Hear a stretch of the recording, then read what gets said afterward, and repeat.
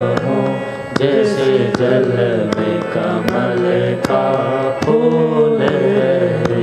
मेरे सब गुण दोष समर्पित हो गुरुदेव तुम्हारे चरणों में।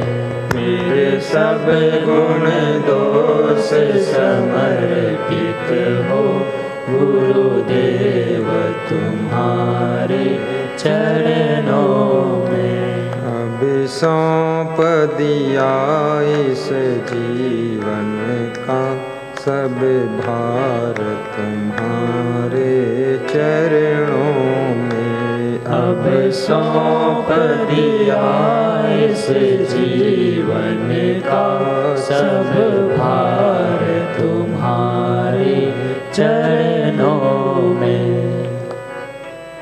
बोलिए सद्गुरु भगवान की जय, संत भगवान की जय, भक्त भगवान की जय।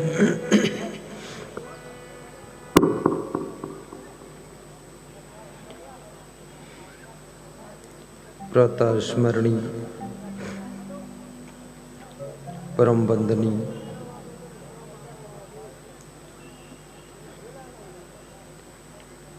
आत्मबोध देने वाले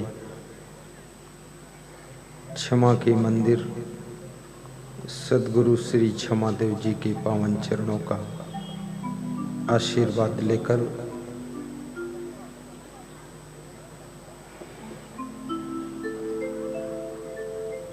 हिंदुस्तान की भक्ति भूमि मध्य प्रदेश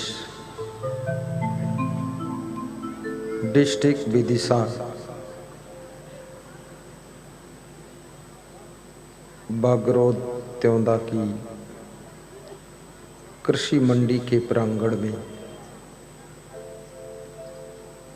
प्रवाहित हो रही सुखद सत्संग की सरिता में हम और आप निमंजन करेंगे, जीवन को सार्थक बनाएंगे।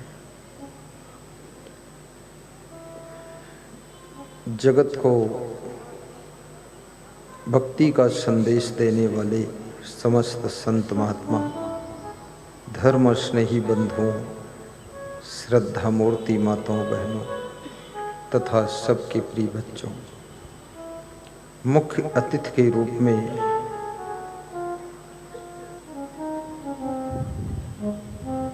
पधारे हुए पूर्व विधायक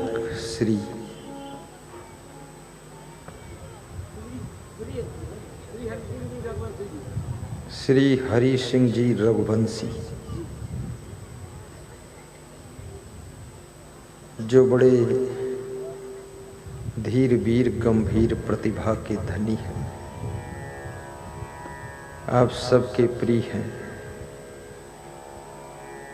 संतों के आशीर्वाद के पात्र हैं, उनको भी व्यास गादी शुभाशीष प्रदान करती है।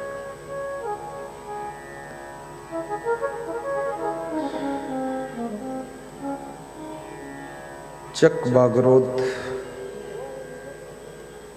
बूढ़ी बागरोद, त्योंदा और विदिशा जिले के विभिन्न गांवों के नर नारियों का तन मन धन से इस कार्यक्रम में योगदान है। महान भक्त श्री हीरालाल जी ने बताया है कि हजारों सत्संगी भाइयों बहनों का इस कार्यक्रम में सहयोग है। समस्त ग्रामवासियों और क्षेत्रवासियों की ओर से कार्यक्रम संपन्न हो रहा है। पटेल परिवार जिनके पावन घर में हम ठहरे हुए हैं, उनको भी व्यास गादी आशीर्वाद देती है, जिन्होंने हमारे लिए नया मकान बनाया और सबको ठहरने का प्रबंध दिया। 25-30 वर्ष से उन्हीं के परिवार में सरपंच भी होते हैं। व्यवहार अच्छा है, व्यवहार से सफलता मिलती है। याद रखना, जिसमें व्यवहार नहीं है उसकी जगह जगह हार है, और जिसका व्यवहार सुंदर है उसके घर में रोज त्योहार है, त्योहार।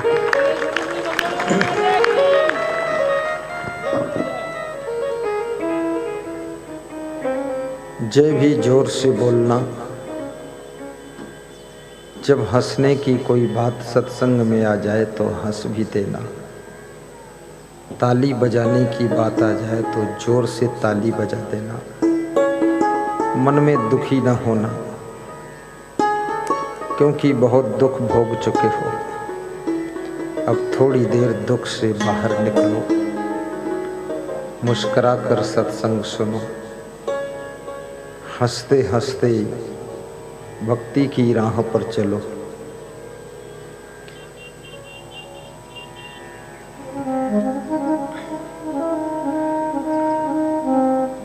रामचरितमानस में बहुत सुंदर प्रश्न पूछा गया है।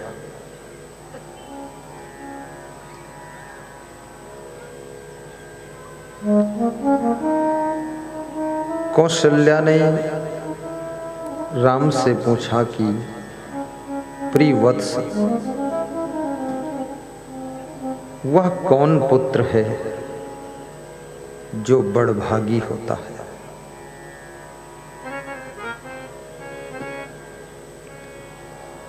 संत कबीर से किसी भक्त ने पूछा है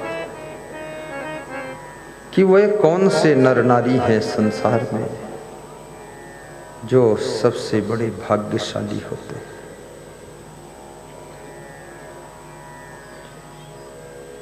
श्रीमद् भागवत में राजा परीक्षित ने पूछा है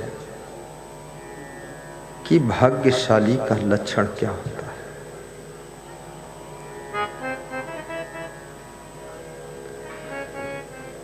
कौशल्या जी पूछ रही है, हे राम, कौन सा पुत्र बड़भागी है?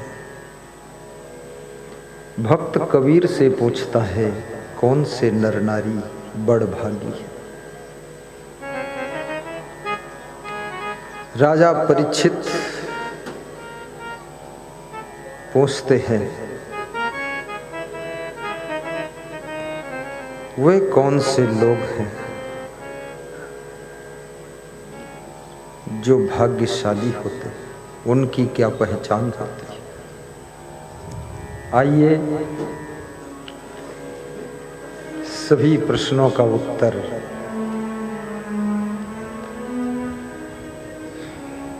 आपको प्रेम से दिया जाएगा।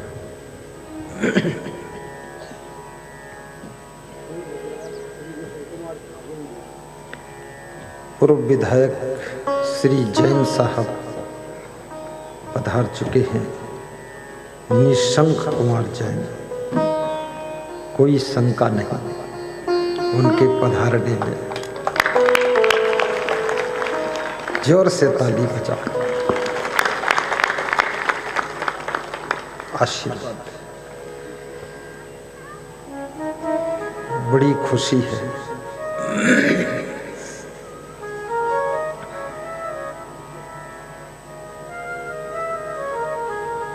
साहिब बंदगी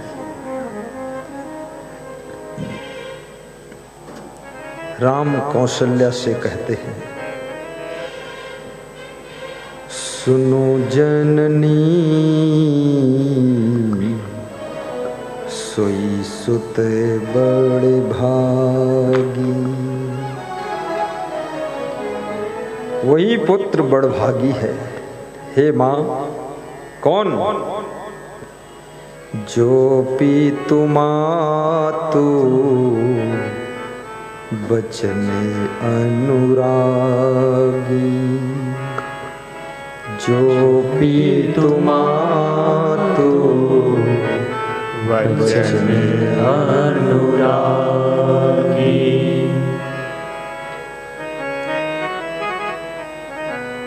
जो पुत्र माता पिता के वचन, वाणी, संदेश, उपदेश से अनुराग करता है, प्रेम रखता है। एक वह पुत्र है जो माता पिता की सुनते ही नहीं। एक वह बहुएं है जो सास ससुर की बात को सुनती ही नहीं। और एक वह राम और सीता है जो सास ससुर और माँ बाप की बात से बहुत प्रेम रखते हैं, अनुराग है। राग, अनुराग और वैराग और बीतराग।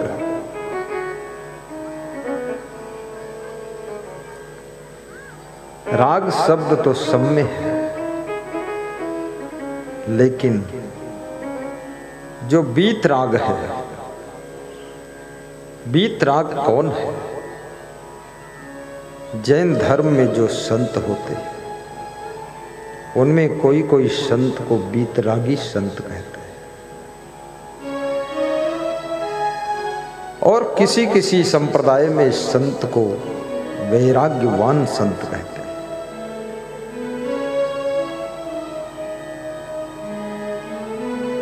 वैराग्यवान होना बहुत बड़ी बात है। हर व्यक्ति का मन राग की तरफ आकर्षित होता है।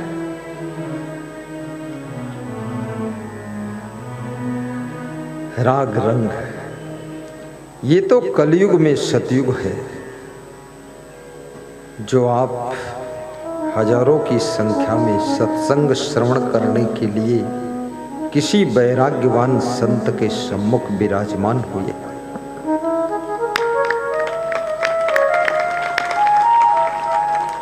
जिसमें राग रंग नहीं है, जिसके मन में किसी भी विषयासक्ति में चिपकाव नहीं, शब्द, स्पर्श, रूप, रस, गंध, ये 5 विषय होते हैं। और ये 5 विषय जीव को बराबर आकर्षित करते हैं।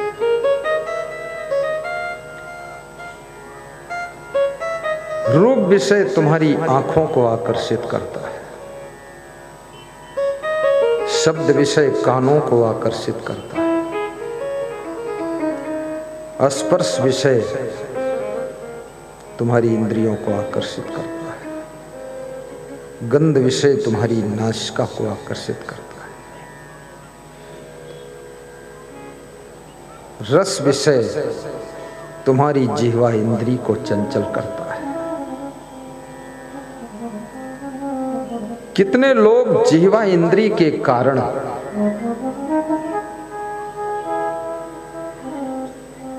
वैराग्य नहीं कर सकते, उनको कचौड़ी चाहिए। कचौड़ी नहीं मिली तो कचरा गंज मचा देंगे। और जिसकी जीभ नियंत्रित नहीं है वो व्यक्ति भक्ति के मार्ग पर भी चल नहीं सकता है। ये जिह्वा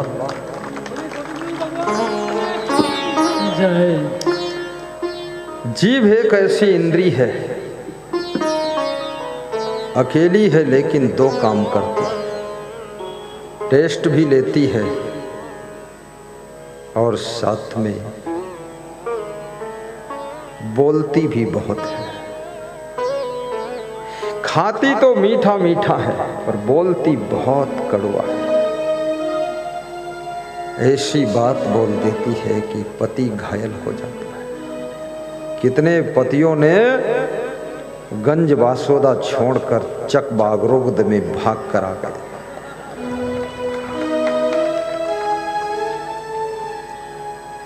ये जिह्वा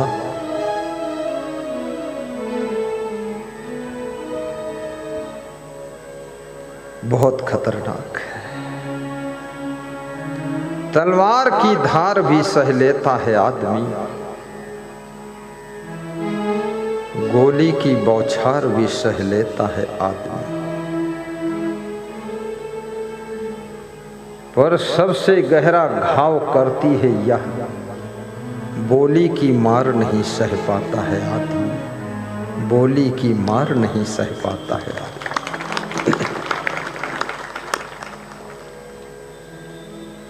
खोद खाद धरती सहे काट कूट बन राय, कटुक वचन साधु सहे और से सहा न जाए।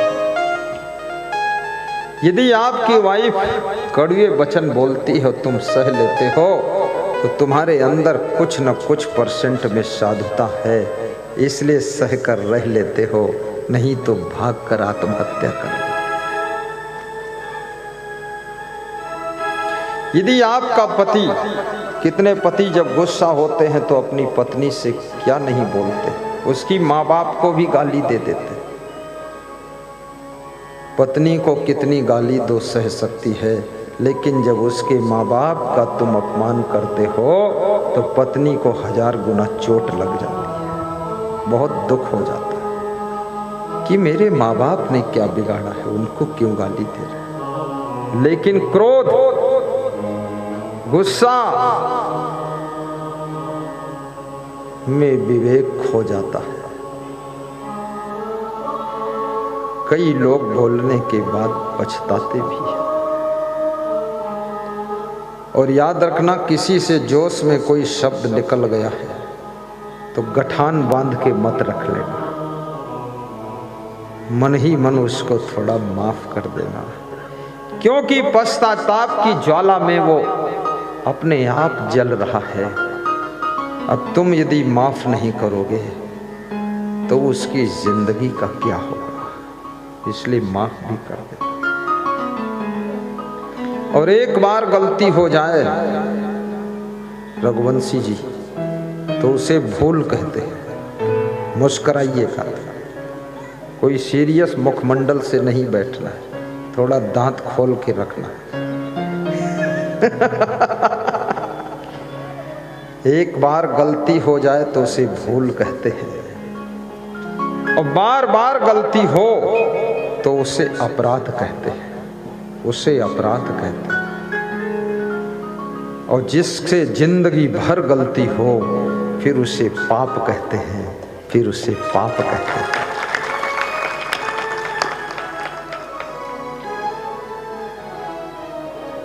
और जब पाप बन जाती है तुम्हारी गलती तो फिर आपको भोगना ही पड़ता है। भोक्तारो विप्रम उच्चन्ते कर्ता दोषेण लिप्यते, एकः पापानि कुरुते फलम भोगते महाजन।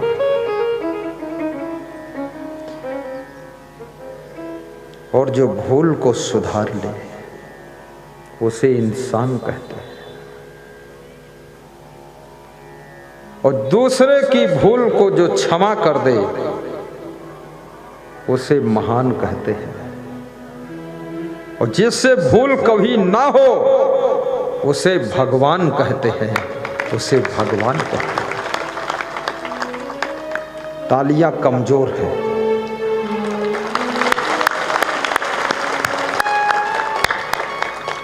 गुरु का मनोबल डाउन हो सकता है, गुरु निपट जाएगा आज ही पूरा। मकर संक्रांति भी है और गुरु जो है हिम्मत टूट जाएगी। अरे ये विदिशा जिला, उस जिला का नाम विदिशा है जो पूरे देश के लोगों को एक नई दिशा, विशेष दिशा प्रदान करता है, उसे विदिशा कहा जाता है।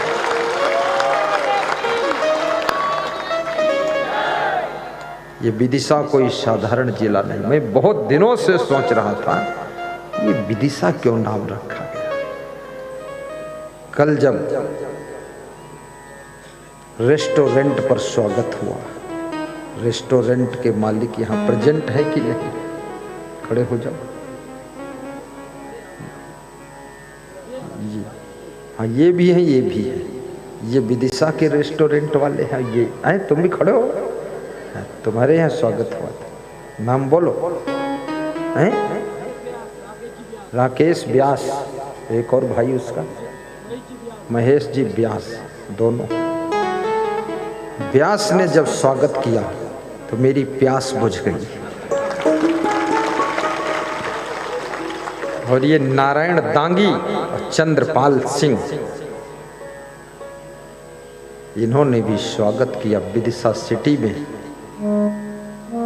बहुत मन खुश हो गया। वहीं पर याद आया, वास्तव में विदिशा इसका नाम इसलिए है जहां से देश दुनिया को विशेष दिशा मिलती है, दिशा दर्शन मिलता है, मार्गदर्शन मिलता है, उसका नाम विदिशा है। बैठो, साहिब बंदगी बोलो। साहिब बंदगी। किसी के काम जो आए उसे इंसान कहते हैं। किसी के काम जो आए उसे इंसान कहते हैं। किसी का काम जो बिगाड़े उसे शैतान कहते हैं। किसी का काम जो बिगाड़े उसे शैतान कहते हैं। पराया दर्द अपनाए उसे भगवान कहते हैं। पराया दर्द अपनाए उसे भगवान कहते हैं। बागेरोद में सत्संग कराए उसे महान कहते हैं। बागेरोद में सत्संग कराए उसे महान कहते हैं।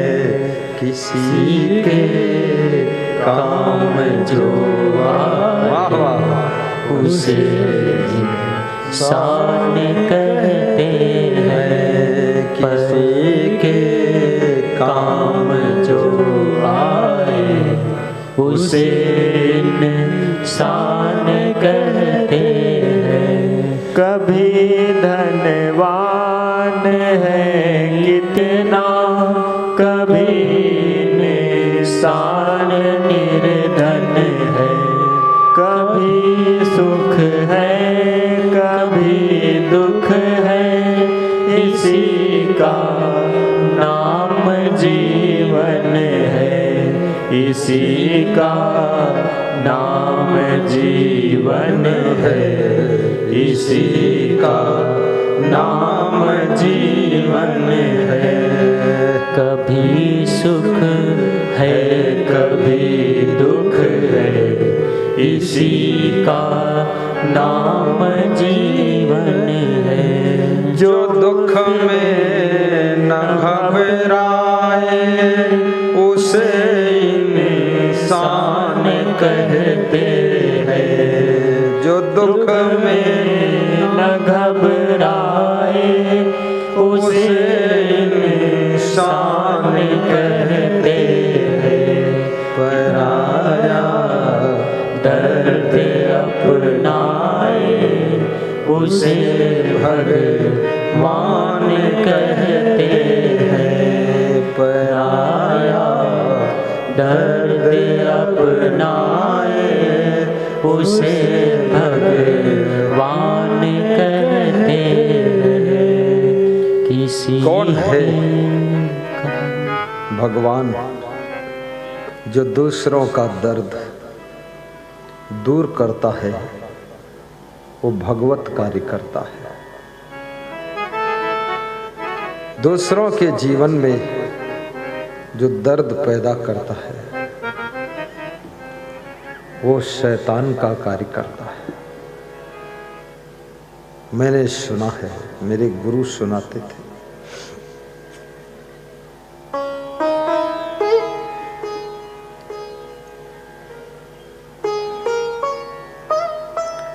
गुरु शिष्य किसी राह से जा रहे थे।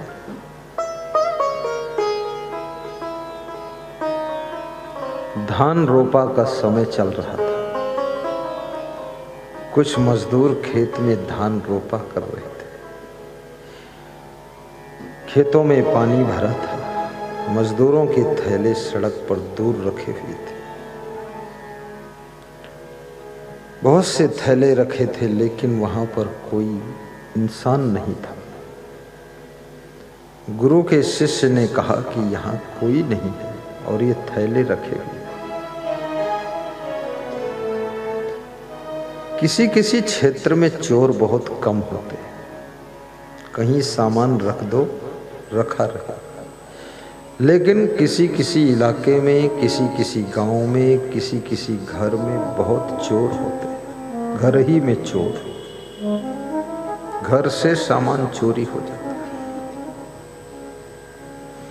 और जिनके घर ही में चोर है वो बहुत किस्मत वाले हैं। घर का माल घर ही में रहता है, चोरी हो जाता है। लेकिन शास्त्रों में विचारकों ने कहा है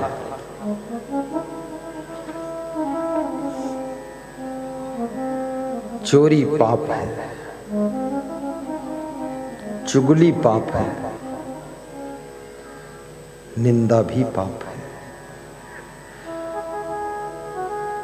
शरीर के 3 पाप बताए गए, चोरी, हिंसा और बेविचार। कलयुग में बेविचार बहुत बढ़ गया है।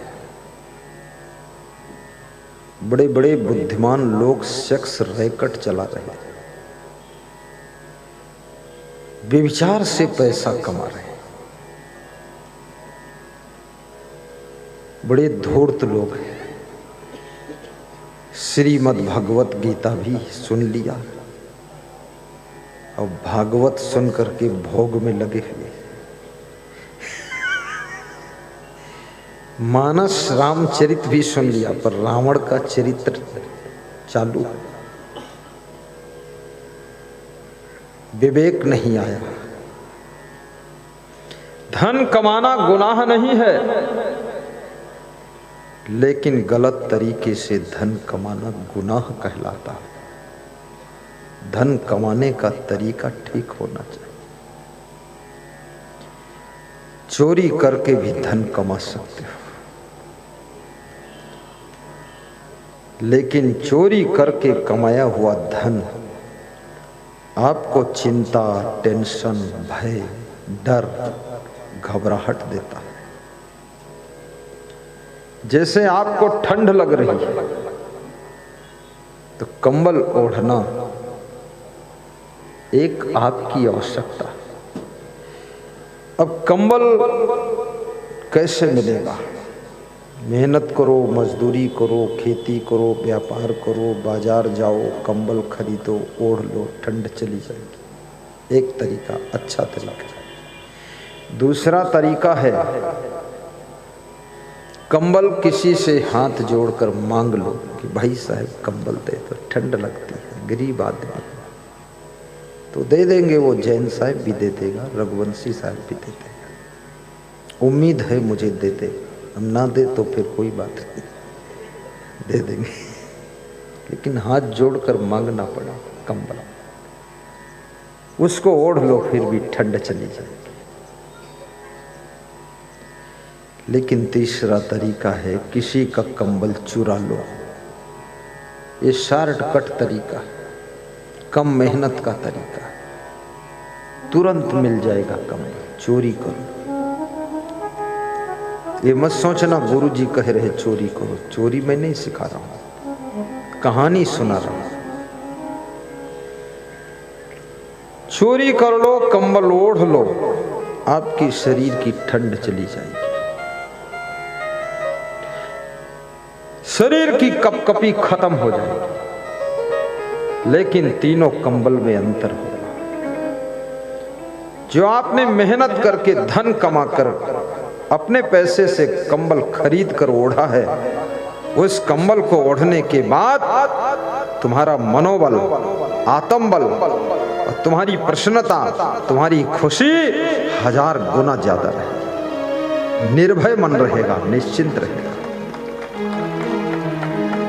लेकिन जो कंबल मांग कर पहना है, ओढ़ा है, उसमें थोड़ा सा मनोबल डाउन रहेगा कि मांगा हुआ। और जो कंबल चोरी करके ओढ़ा है, ठंडी तो उससे भी चली जाएगी, शरीर की कपकपी तो खत्म हो जाएगी, लेकिन आपके मन में डर और भय की कपकपी शुरू हो जाएगी।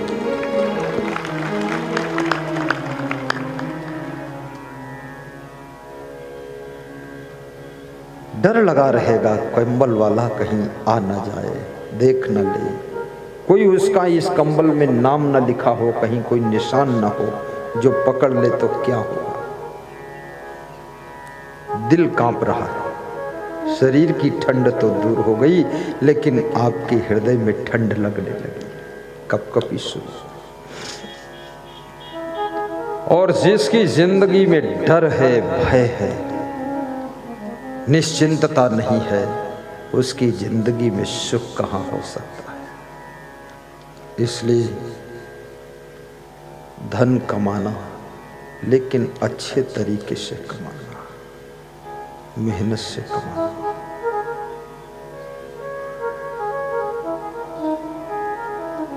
जब गवर्नमेंट का छापा पड़ता है किसी के घर में काले धन पर, तो उस व्यक्ति की क्या दशा होती है, उसके दिल पे हाथ धर के देखो। कितने लोगों का तो हार्ट अटैक हो जाता है, कितने लोग तो रोते हैं ऐसे भूम हो, कितने लोग पुलिस वालों से कहते हैं 10 करोड़ ले लो, लेकिन समझौता करो। पुलिस का सिपाही भी कहता है 10 अरब दे दो, फिर भी नहीं मानूंगा, अरेस्ट करूंगा, क्योंकि मेरा प्रमोशन होगा। काला धन पकड़ा। पुलिस विभाग में भी बहुत से जवान सिद्धांतवादी और प्रामाणिक जवान होते, पैसे पर फिसलते नहीं। ऐसे आदमी किसी के रूप सौंदर्य को देख करके फट से फिसल जाता है, और किसी के रुपया को देख कर भी उसका मन फिसल जाता है। ये 2 जगह फिसलने की बहुत खतरनाक है। भगवान राम के सुंदर रूप को देख करके शूर्पणखा का मन फिसल गया,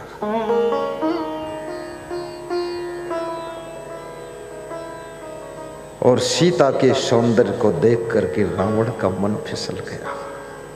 इसलिए जो महिलाएं देखने में ज्यादा सुंदर हों, उनको थोड़ा काले रंग का कोयला लगा लेना चाहिए। बहुत सुरक्षा कवच है।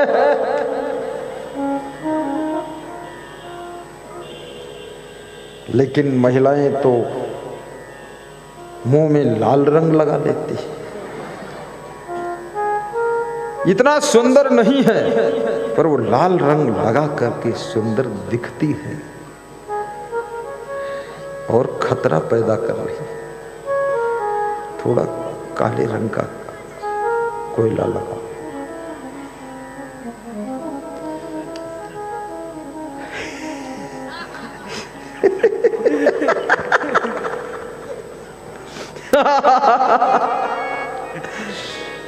वो जो पुरुष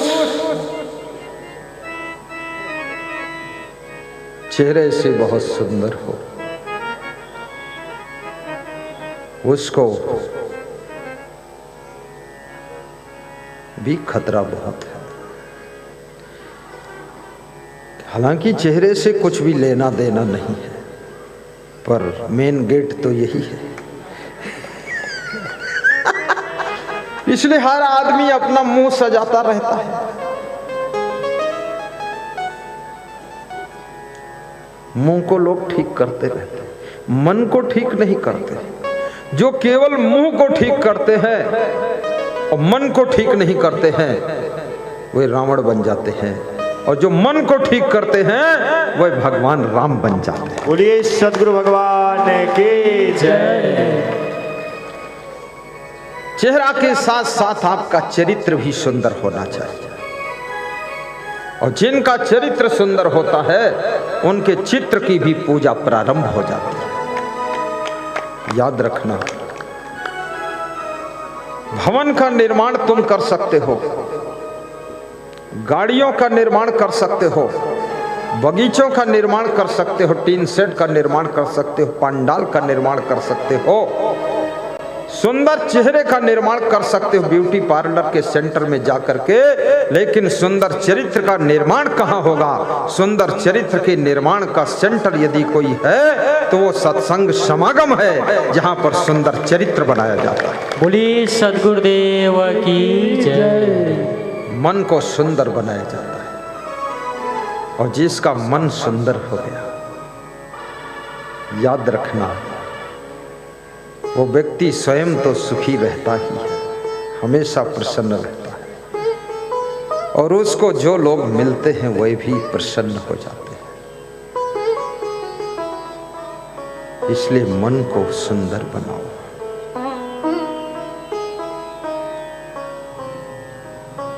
ऐसा वैसा खाना पीना भी बंद कर दो। ब्रजेश कौरव, खड़े हो जाओ। गाडरवाड़ा के श्रोता हैं ब्रजेश कौरव जी, बैठो। ताली क्यों नहीं बजाते थे? श्री राम कौरव भी आए थे, राम कौरव।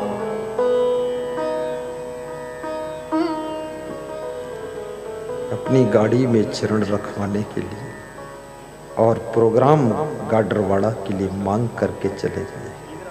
विश्वजीत सिंह महान प्रचारक भक्त खड़े हो। रघुवंशी है ये। कौन गांव है? खैरी मुंगली, बरेली, बरेली तहसील। बहुत प्रेम है। गुरु के प्रचारक भक्त भी बनो। मोबाइल के द्वारा प्रचार करो। जो भक्ति आपको मिली है वो भक्ति हजारों लोगों को बांटो, केवल अपने पास सीमित करके मत रखो। जो ज्ञान, जो गुण, जो विचार, जो गुरु से परिचय आपको मिला है, लाखों लोगों को गुरु के दर्शन करवाइए, क्योंकि जीवन बहुत थोड़ा है।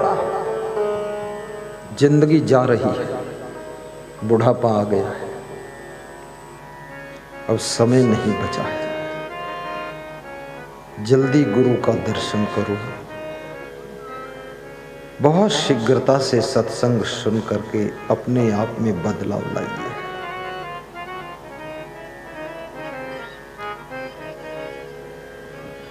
परिवर्तन चक्र जगत का शाश्वत नियम है। पेड़ पौधे भी बदल रहे हैं, देश दुनिया बदल रही है, समाज बदल रहा है, लोगों का पहनावा ओढ़ावा बदल रहा है, बालों की कटिंग सेटिंग डेंटिंग पेंटिंग सब बदल रही है। लेकिन याद रखना, दुनिया बदल जाए पर तुम अपने आप को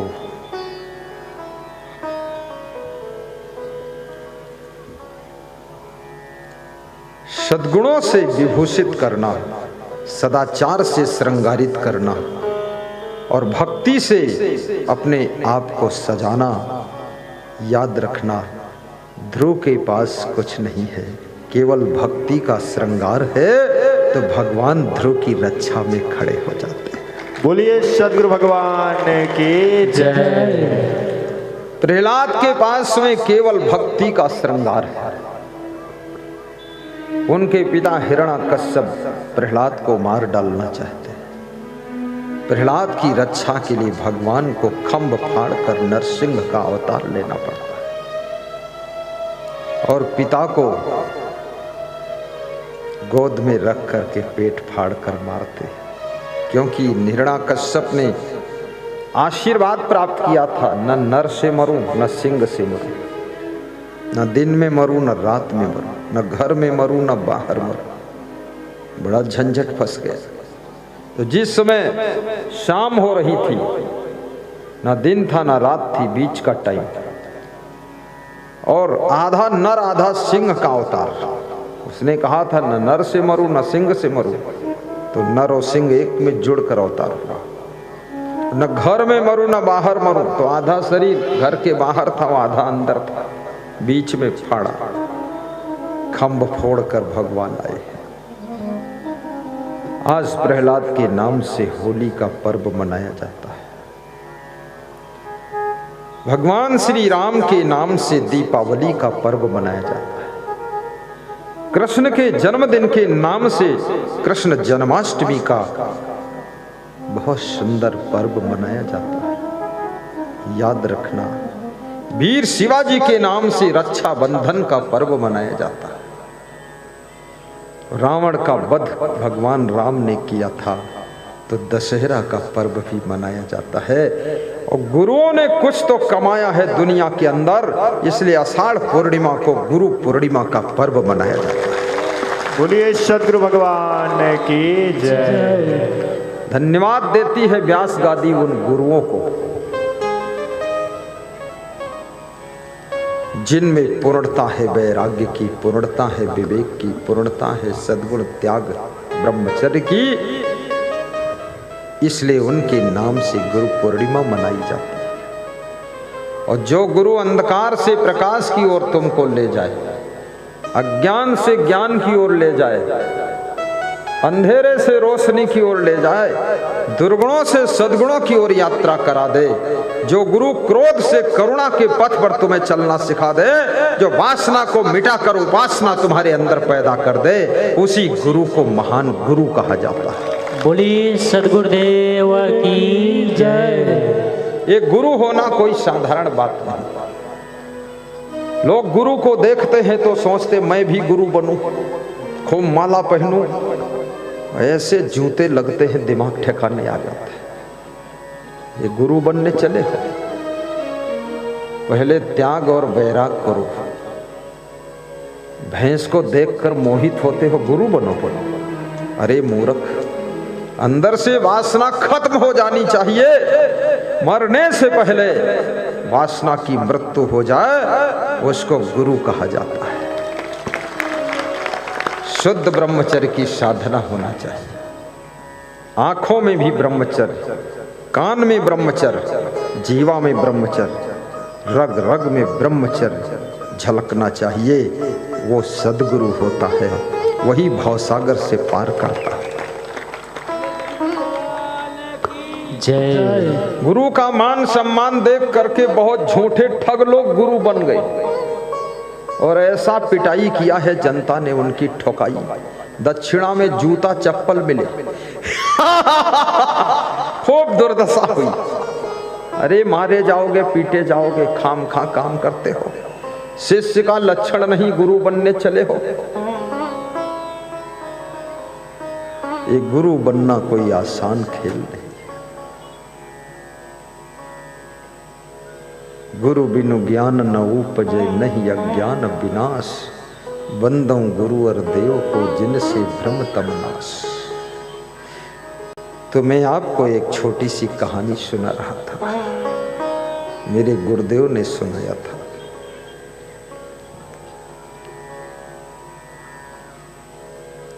गुरु और शिष्य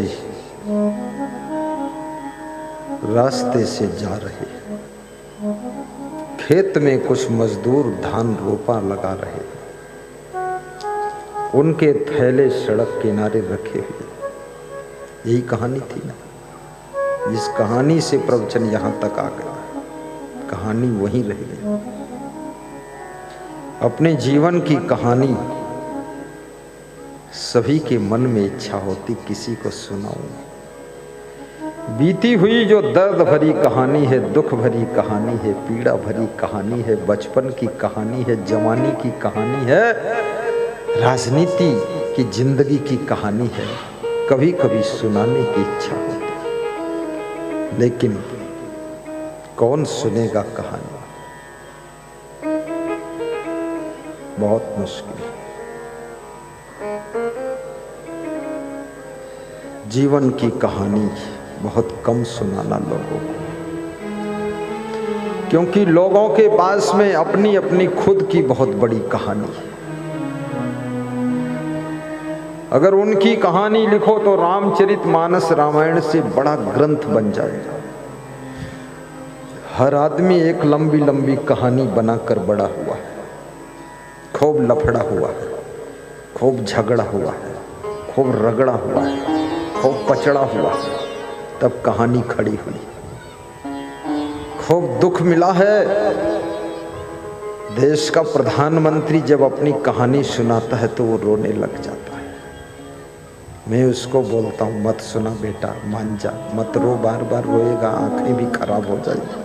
ये दुनिया क्या समझेगी? जो बीत गई वो बीत गई, सुनाने की जरूरत नहीं क्या दशा हुई थी। और ये भी कहूंगा,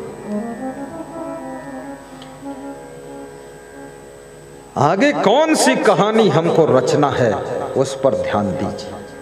अभी जो शेष समय बचा है, अपनी जिंदगी की अच्छी कहानी आपको तैयार करनी है। पीछे की कहानी छोड़ दीजिए। पीछे आप कौन थे, क्या किए थे, कितना गलती फलती हुई, दुख सुख झंझट फालतू, उसको दोहराने से कोई फायदा नहीं। आज से नई कहानी को गढ़ने की आवश्यकता है। आलखंड में एक कड़ी है, हिया की बातें हिया नहीं छोड़ो, अब आगे का सुनो हवाला। तो ऐसे ही रखना है हमको। ये जब पिछला पचड़ा इतना कौन सुनेगा, कौन झंझट फालतू, छोड़ो, आगे ध्यान दीजिए। अब करना क्या है? बीत गई सो बीत गई। जो तीर धनुष से छूट गया अब तो जाएगा जहां जाना है, लेकिन अगला तीर गलत छूटने न पाए। बाण संभाल कर रखो अपना धनुष।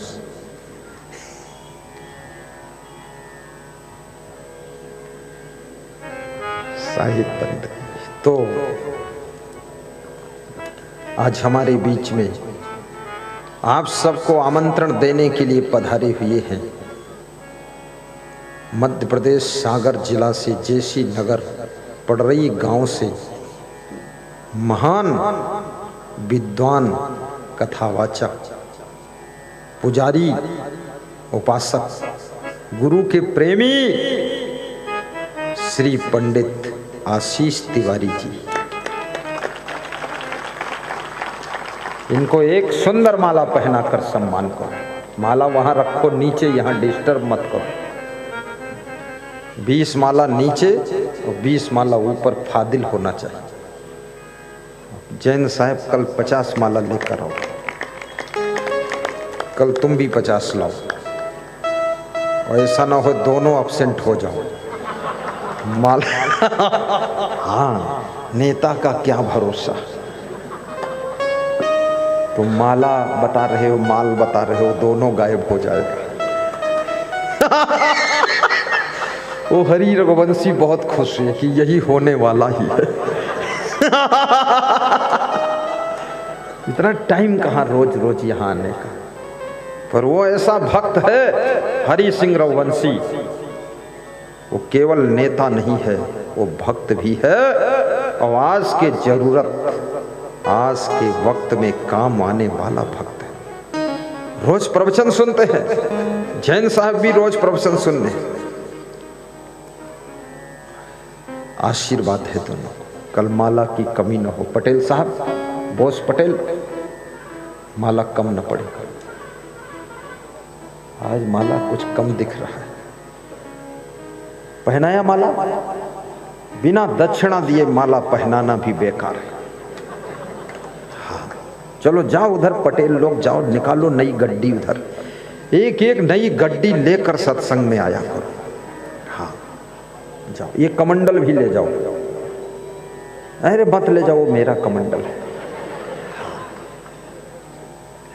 एक भक्त ने कमंडल दिया है, खड़े हो। राम मिलन प्रजापति, निर्मला प्रजापति, आप कटनी से पधारे। एक पेटी जाम फल, 2-3 किलो सफरचंद सेव फल, और एक कमंडल, एक गरम चादर, और सभी संतों को 25 संत है टोली, 101 रुपया, 2525 रुपया संतों को दक्षिणा, और मुझे लिफाफे में दिया। मैं तो काउंटिंग नहीं किया। अब जो होगा होगा, होगा ही कुछ 5000 10,000, और चाहे 1100 हो, लेकिन बंद लिफाफा है, खोला नहीं जाएगा।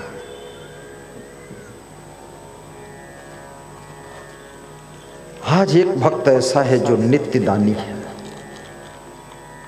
10 रुपये 5 रुपये रोज धर्म प्रचार के लिए दान किया है। खड़े हो जाओ, किसने दिया है?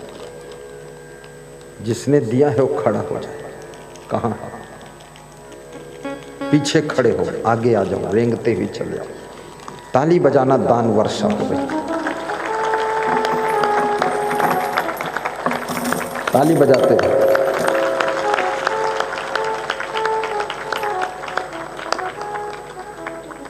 ये भक्त है, हरी शर्ट पहना है। दान डिब्बा नहीं मिला तो थैली में ही रख लिया है। नित्य दान करने का संकल्प है इनका।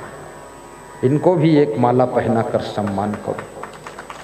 हीरा लाल मान जाओ बस। क्या नाम है? कहां से आए?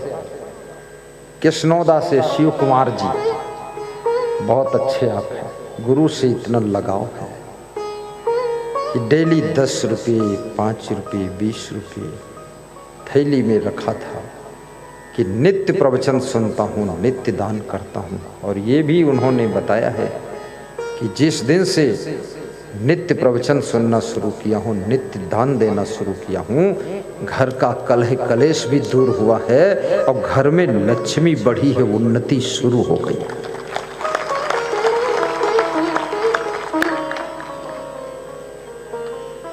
नित्य दानी बनो, मासिक दानी बनो, विशेष दानी बनो। दान किए धन ना घटे, जो सहाय रघुवीर। हिंदुस्तान की पहचान दान से, जहां पर राजा हरिश्चंद्र ने कुंजी लगाम भी दान कर दिया था, जहां पर कर्ण ने कवच कुंडल भी दान कर दिया था, जिस देश में भामा शाह जैसे दानियों का नाम याद किया जाता है, जिस देश में दान से धर्मशालाएं बनती हैं, दान से स्कूल बनते हैं, दान से मंदिर बनते हैं, दान से भंडारे होते हैं और दान से सत्संग समागम होते हैं, जिस देश में दान से कुंभ मेले होते हैं, जिस देश में दान से बड़े बड़े धार्मिक कार्यक्रम होते हैं, उस देश का नाम हिंदुस्तान है। हिंदुस्तान है। बोलिए सद्गुरुदेव की जय। और इस देश में समय दान भी बहुत महत्व रखता है। प्रेम दान। आपके पास कुछ ना हो तो कम से कम निस्वार्थ लोगों से प्रेम कर दीजिए, बोल दीजिए प्रेम से। मीठी वाणी दान।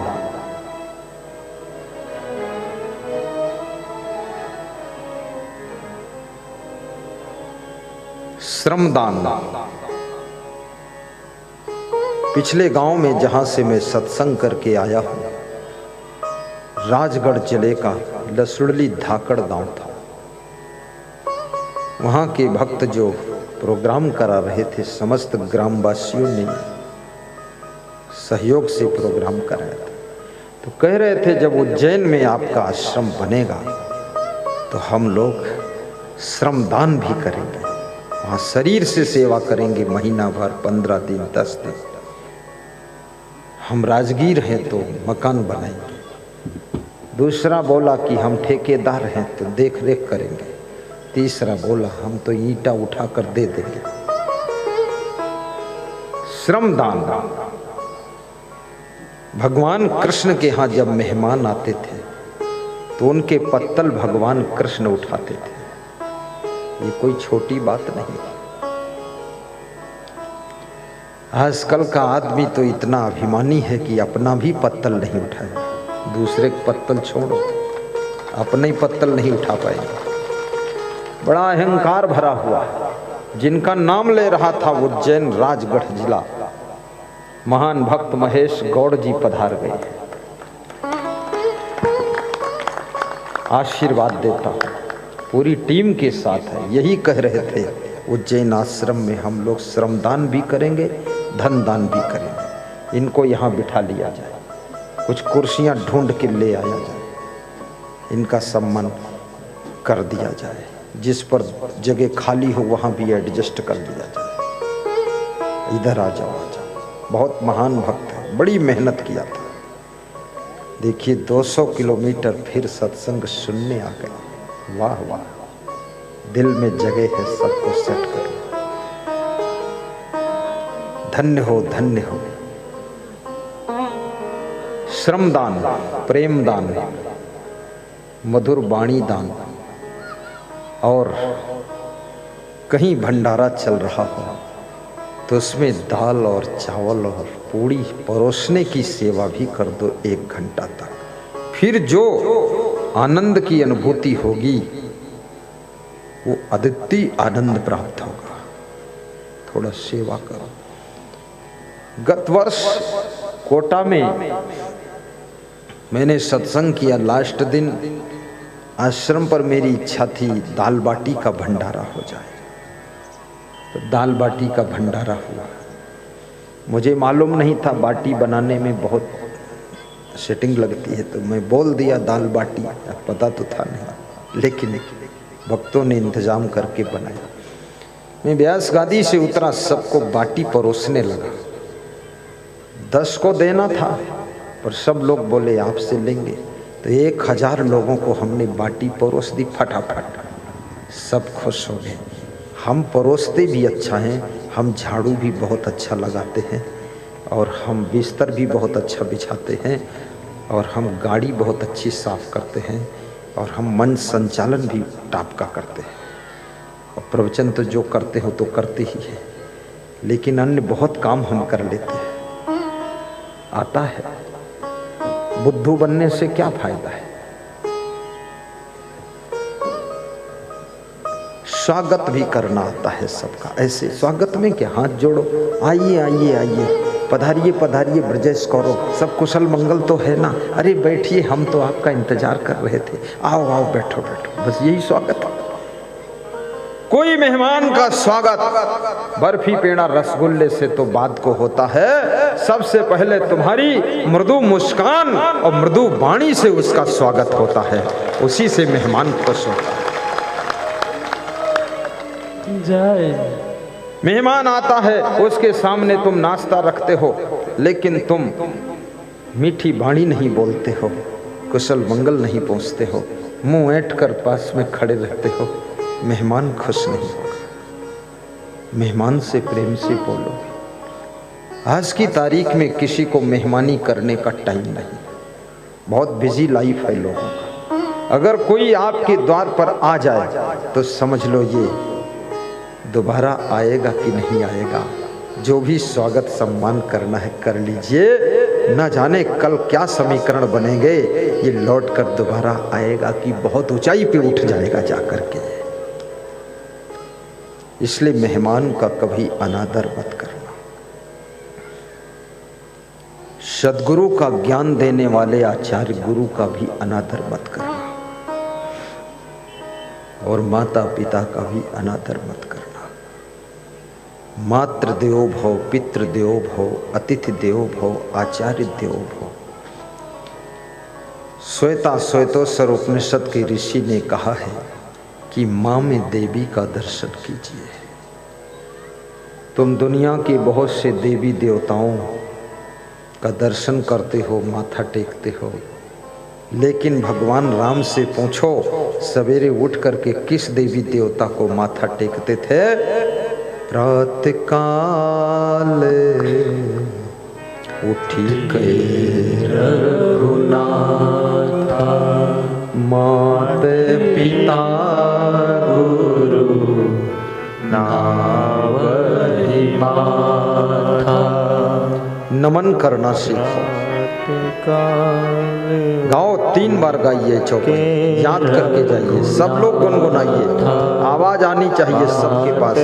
पिता गुरु नावहि माथा, मात पिता गुरु, मात पिता गुरु नावहि माथा।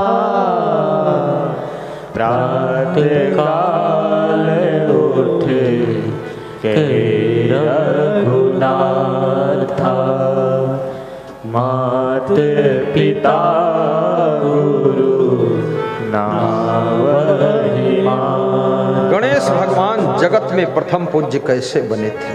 उन्होंने भी माता पिता की परिक्रमा किया था।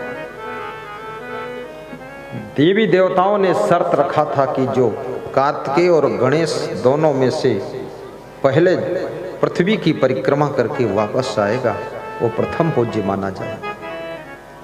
कार्तिकेय का वाहन तेज चलता था, गणेश का वाहन चूहा धीरे चलता था। गणेश का मन दुखी हो गया। नारद जी ने गणेश से कहा मन छोटा मत करो और कोई पृथ्वी की परिक्रमा तुमको करने की जरूरत नहीं है, अपने माता पिता की परिक्रमा कर लो, तुम ही प्रथम पूज्य बनोगे। भगवान राम भी अपने माता पिता का बहुत आदर करते थे।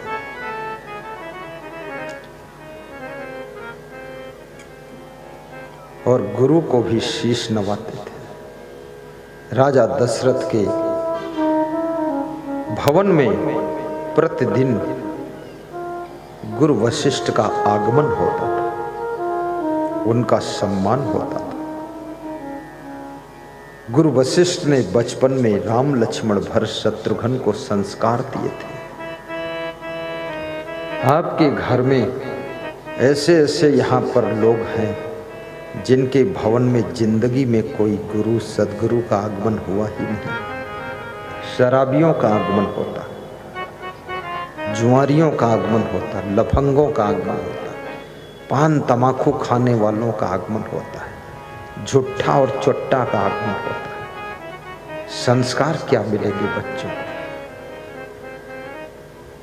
आपके घर में कोई दिव्य आत्मा का आगमन होना चाहिए, महान आत्मा का, नहीं बार बार तो कम से कम जीवन में 3 बार, बचपन, जवानी और बुढ़ापे में आगमन हो जाए। और यदि आगमन हो न सके तो पूरे परिवार को स्वयं जहाँ पर कोई महान संत का आगमन हुआ हो वहाँ ले जाइए और 2 घंटे प्रवचन सुनवाइए, दर्शन करवाइए और आशीर्वाद दिलवाइए। वहाँ से भी संस्कार मिलेंगे ताकि तुम्हारा घर राम का घर बन सके। कितना बड़ा भवन बना लो, कितना बड़ा कुछ कर लो, लेकिन याद रखना शांति नहीं पाओगे। खूब ईंट पत्थर इकट्ठे करते रहो, कबाड़ी दास ढोते रहो, खूब टाइल लगाते रहो, तपते रहो। रावण से सुंदर भवन तुम्हारा नहीं हो सकता। सोने का महल था लेकिन रावण को शांति नहीं थी। क्यों? क्योंकि रावण के पास में गुरु भक्ति नहीं थी, सत्संग नहीं था, संस्कार नहीं था। इसलिए रावण का स्वभाव ठीक नहीं था, चरित्र ठीक नहीं था, इसलिए उसके घर में शांति नहीं थी। आज की तारीख में तो इतनी सुविधा है। पूर्व विधायक श्री हरि सिंह जी रघुवंशी कह रहे थे, गुरुदेव आपका प्रवचन में टीवी में यूट्यूब में सुनता हूँ, आप भी सुन सकते हो। घर घर बैठे और चलते चलते हाथ में संस्कार देने वाला मोबाइल भी आपके पास में है, जिसमें प्रवचन सुन करके संस्कारों की दौलत इकट्ठा कर सकते हो। कैसे संस्कार मिलते हैं? सत्संग से।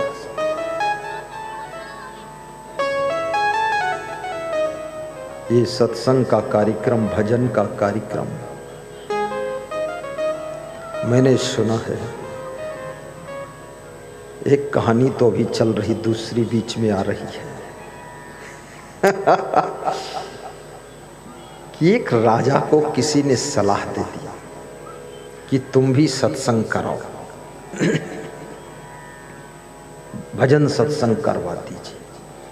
ऐसे राजा लोग भजन सत्संग बहुत कम कराते हैं, नाच कूद कराते हैं, ऑर्केस्ट्रा डांस कराते हैं और तरह तरह के अब तो डायरेक्ट हीरोइन को बुला करके नाच करा देते हैं, नाम पैदा करते हैं कि 60 लाख में हीरोइन बॉम्बे से आई थी।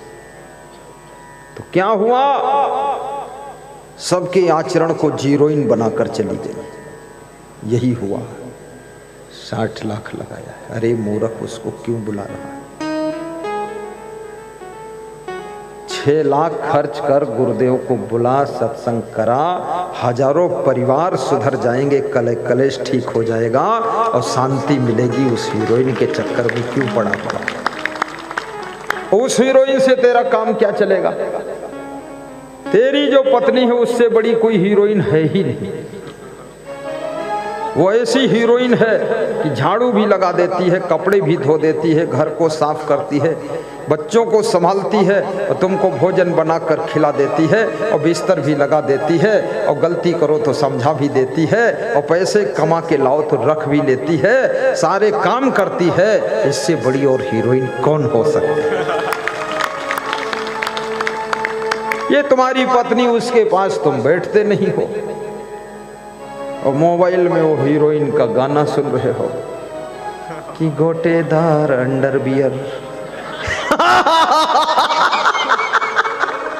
अरे मेहरकुल्ला, फालतू बात।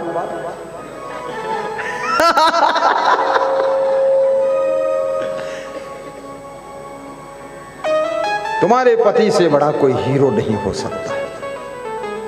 आपका पति ही आपका राजा है। उसके पास बैठिए, उससे प्रेम करिए और उसकी बातों को सुनिए। दोनों पति पत्नी हिल मिल करके गृहस्थ आश्रम की गाड़ी को आगे बढ़ाइए।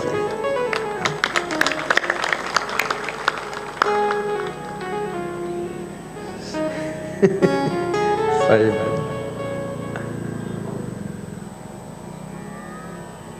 तो उस राजा को किसी ने सलाह दिया तो उसने सत्संग भजन का कार्यक्रम रखा।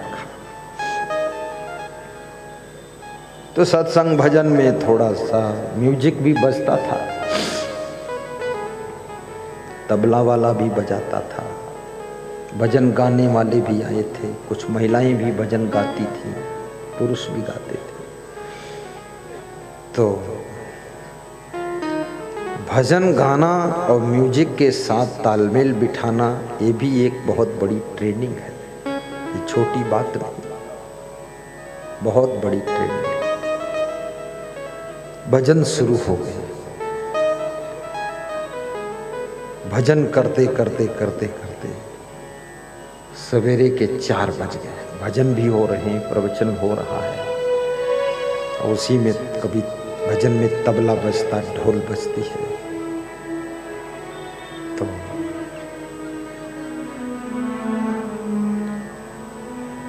जो गाने वाले थे वो सब थक गए।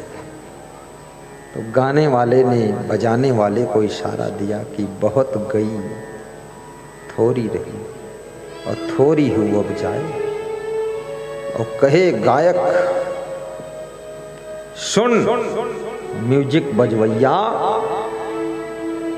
मधुरी ताल बजाए। उसने कहा मधुर ताल बजाओ, धीरे बजाओ, इतना जोर हम नहीं गा सकते, थक गए, बहुत गई थोड़ी। तो बजाने वाले ने क्या कहा, बहुत गई थोड़ी रही, थोड़ी हूँ अब जाए। और कहे बजवैया सुन गायका, ताल में भंग न लाए। अब जहां 4 बजे तक तूने गा दिया जोर जोर से, तो 1 घंटा और बचा है, थोड़ा हिम्मत करके गा दे ताकि ताल में भंग न पड़े, जम के हो जाए भजन सत्संग। खूब हुआ भजन, खूब हुआ सत्संग, हजारों लोगों ने सुना। तो राजा बुद्धिमान था, बुद्धू कोई राजा थोड़े बन सकता है, ऐसे बुद्धिमान था। उसने अपने लड़के को बुलाया और कहा कि बेटा, इतना भजन सत्संग हुआ, इससे तूने क्या सीखा? तो लड़के ने कहा, मैंने ये सीखा कि बहुत गई थोड़ी रही थोड़ी हुआ अब जाए, अब कहे गायक सुन बजवैया ताल में भंग न लाए।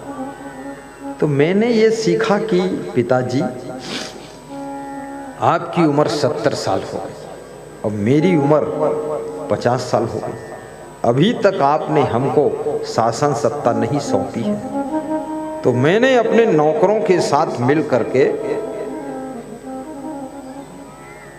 1 हफ्ते के बाद आपकी हत्या करने का मेरा प्लान था कि मार दूं तभी ये सीट खाली होगी, ऐसे खाली होगी नहीं। लेकिन इस सत्संग भजन से मैंने ये सीखा कि बहुत गई थोड़ी रही थोड़ी हो अब जाए। 70 साल उम्र पिताजी की हो गई है तो बहुत बीत गई, थोड़ी और बची 10-5 साल, तो अब इनकी हत्या क्यों करूं, थोड़ा संतोष करूं, पिताजी का देहांत अपने आप हो जाएगा, फिर गद्दी खाली हो जाएगी, हम गद्दी पर बैठ जाएंगे। ये सीखा। तो राजा ने कहा कि ये तो बहुत बड़ी उपलब्धि हुई, नहीं तो मेरा ही हत्या हो जाता। ये सत्संग से फायदा हुआ, संस्कार मिल गया बच्चे को और पिता को भी संस्कार मिला। पिता ने कहा, बेटा मैंने भी बहुत सीख लिया, तूने जो बताया है मैं तेरे को आज ही गद्दी पर बिठा दूंगा, बस बहुत गई थोड़ी, अब तू ही शासन चला। बेटी को गद्दी मिल गई। बेटी को बुलाया और पूछा, तूने क्या सीखा इस सत्संग भजन से? उसने कहा, मैंने भी सीखा पिताजी। आज सवेरे मुझे एक नौकर के साथ में भागना था विवाह के लिए, क्योंकि मेरी उम्र 25 साल हो गई, तुमने शादी नहीं किया, तो मैंने सोचा अब नौकर के साथ सेटिंग करके भाग जाऊं, अपने आप शादी कर लूं। लेकिन जब ये भजन सत्संग में बात आई कि बहुत गई थोड़ी रही थोड़ी हो अब जाए, और कहे गायक सुन बजवैया ताल में भंग न लाए, तो मैंने भी सोचा अब 25 साल की उम्र बीत गई तो 2-4 साल बाद तो पिताजी कहीं शादी कर ही देंगे, अब नौकर के साथ नहीं भागूंगी, पिताजी की इज्जत बचाऊंगा। मैंने भी ये सीखा। तब राजा को पता चला सत्संग से क्या संस्कार प्राप्त होते हैं। सत्संग के प्रभाव से क्रोध भी शांत हो जाता है और सत्संग के प्रभाव से लोभ भी शांत हो जाता है। सत्संग के प्रभाव से अहंकार खत्म हो जाता है और सत्संग के प्रभाव से आलस्य भी खत्म होता है। सत्संग के प्रभाव से शराब छूट जाती है, मांस मछली अंडा मुर्गा सब छूट जाता है। सत्संग के प्रभाव से मानव महामानव बन जाता है, देव मानव बन जाता है और धरती को स्वर्ग बना देता है। बोलिए सद्गुरुदेव की जय। जोर से ताली बजाया करो, तुम कितने कमजोर लोग हो।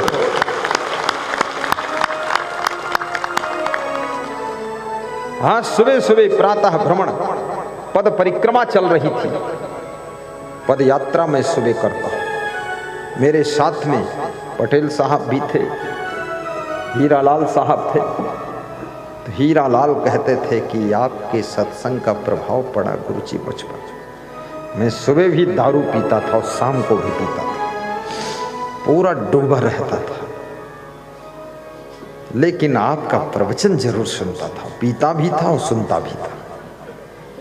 तो मेरी बेटी निकिता ने कहा कि पापा इतना गुरुजी का प्रवचन सुनते हो और फिर भी इतनी दारू पीते हो, या तो दारू छोड़ दो या तो फिर प्रवचन ही छोड़ दो। बोले, मैंने कहा आज से दारू ही छोड़ देता, पूरा छोड़ दिया पक्का। अब जिंदगी भर आपका भक्त रहूंगा, अब न शराब न कोई नशा न कोई खुराफात, जिंदगी स्वर्ग हो गई।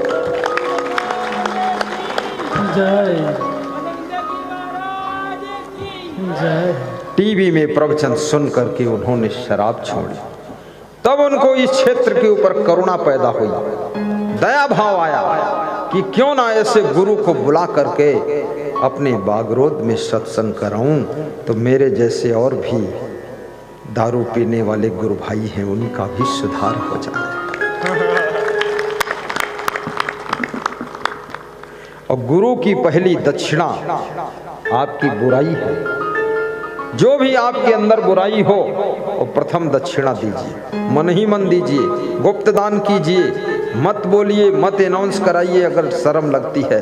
लेकिन गुरु के सामने जब आप आए हैं सत्संग सुनने, इस सत्संग पंडाल में ही एक एक बुराई डालकर चले जाओ। एक अवगुण दान देना चाहिए और गुरु को दक्षिणा भी देना चाहिए, क्योंकि तन पवित्र सेवा किए धन पवित्र करी दान, और मन पवित्र गुरु भक्ति करो होत त्रिविधि कल्याण। आप जो हमको धन दान देते हो वो धन में कुंभ के भंडारे में खर्च करते हो। वो धन भक्तों की सेवा में, जो लोग कुंभ में पहुंचे होंगे उनको पता होगा कि गुरु जी के कैंप में 50,000 तीर्थयात्री उज्जैन में भोजन भंडारा लेते थे। 50,000 रोज। ये आपका दान इकट्ठा करके उसके लिए तैयारी कर। 2024 में कुंभ मेला प्रयागराज में आ रहा है, बहुत बड़ा महाकुंभ होगा।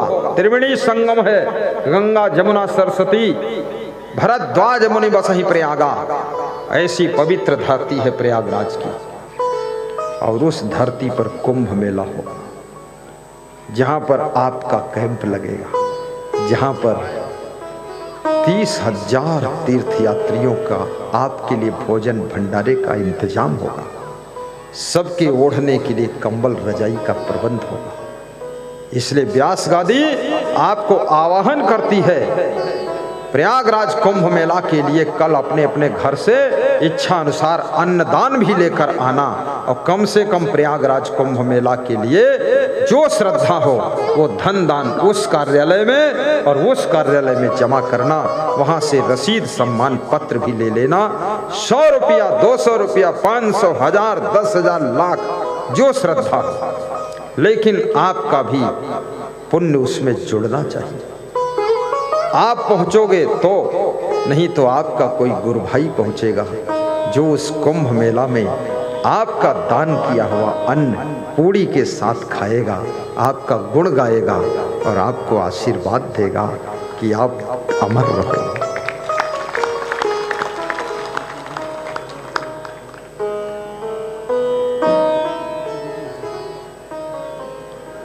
जिसके दिल में दया का खजाना नहीं, जिसके दिल में दया का खजाना नहीं, राम का नाम लेने से क्या फायदा, राम का नाम लेने से क्या फायदा, जिसके दिल में दया का खजाना नहीं, जिसके दिल में दया का खजाना नहीं, राम का नाम लेने से क्या फायदा, राम का नाम लेने से क्या फायदा, दान का हाथ आगे बढ़ाया नहीं। पंडित आशीष तिवारी पड़रई जैसी नगर सागर मध्य प्रदेश, जहां पर 2 दिन का समागम है, और वो उनकी तारीख क्या है बताओ? 17 और 18 जनवरी। यहाँ से 16 जनवरी को हम विदा होंगे सीधे आपके यहाँ। आप सबको न्योता देने आए। आप स्वयं कथावाचक हैं और स्वयं पुजारी भी हैं और महान गुरुदेव के प्रिय भी हैं। आपने सबको जोड़कर वहाँ सुखद सत्संग की कथा रखा है। एक बार ताली बजाइए, फिर उनको ठीक।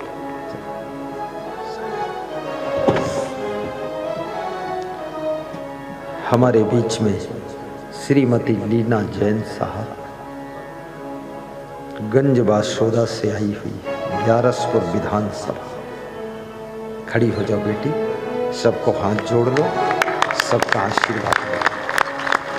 हाँ हाँ, अरे वाह, जय हो। होशियार है, बहुत अच्छा है, नम्रता है, आशीर्वाद है। बैठो, सबका सम्मान, सबको आशीर्वाद, सबका कल्याण। साहिब जय सिया राम, बोलो जय सिया राम। जय सिया राम। अरे बोलो जय सीताराम। जय सीताराम। सीताराम सरल है कि सिया राम? दोनों सरल, इसमें कठिन क्या है? सिया राम। सिया राम माई सब जग जानी, करहु प्रणाम जोरी जुग पानी। सिया राम मैं सब जग जानी, करहु प्रणाम जोरी जुग पानी। सत्संग से संस्कार मिलते हैं, और जिनके संस्कार शुद्ध हो गए उनका अंतःकरण शुद्ध हो जाता है। फिर उनके कर्म शुद्ध होते हैं, वाणी शुद्ध होती है, विचार शुद्ध होते हैं, व्यवहार शुद्ध होता है। फिर उनका भाग्य भी शुद्ध हो जाता है, और फिर जीवन में सुख बरसता है। सुख जंगल में नहीं है, सुख महल में भी नहीं है। महल में सुविधा है, जंगल में थोड़ा असुविधा है, लेकिन सुख दोनों जगह नहीं। जब आपका मन शुद्ध होगा, अंतःकरण शुद्ध होगा, कर्म शुद्ध होंगे, विचार शुद्ध होंगे, जिधर जाओगे कांटे भी फूल बन जाएंगे, जिधर जाओगे हार भी जीत बन जाएगी, जिधर जाओगे सफलता का द्वार खुल जाएगा। बस अपने आप के साथ में ही साधना करनी है, बाहर कोई ज़्यादा लड़ाई झगड़ा है नहीं, आपके भीतर ही युद्ध चल रहा है। अंतर्द्वंद को खत्म करिए, मन को शुद्ध करो।